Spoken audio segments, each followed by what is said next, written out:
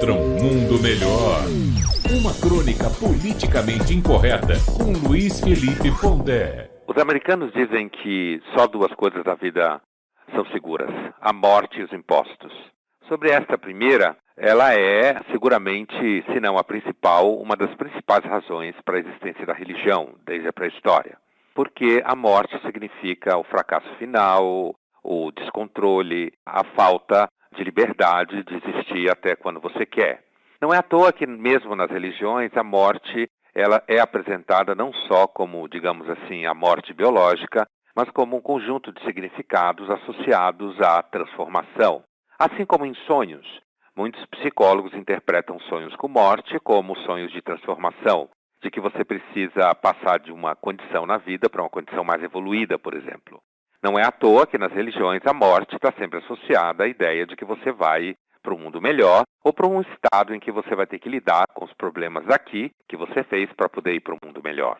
O mundo contemporâneo, a relação dele com a morte, passa por uma obsessão de higiene, uma higienização do sofrimento, em que cada vez mais as pessoas morrem distante de casa, no sentido de que não se vê a morte. E quase se tem a impressão de que a morte é uma agressão aos nossos direitos de existência. Ao mesmo tempo, você tem um avanço médico que torna as pessoas cada vez mais longevas, e isso nos leva à ideia, alguns, inclusive, que me parecem muito loucos, de que um dia a gente não vai morrer.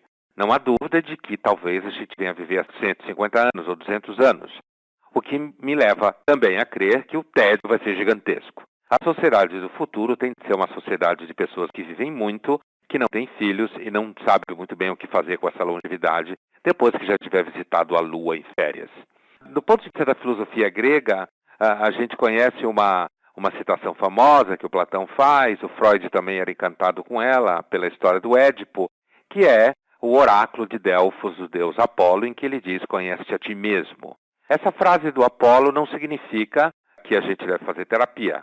A segunda parte dessa frase fala: conhece-te a ti mesmo. A ideia presente nela é: saiba que tu és mortal.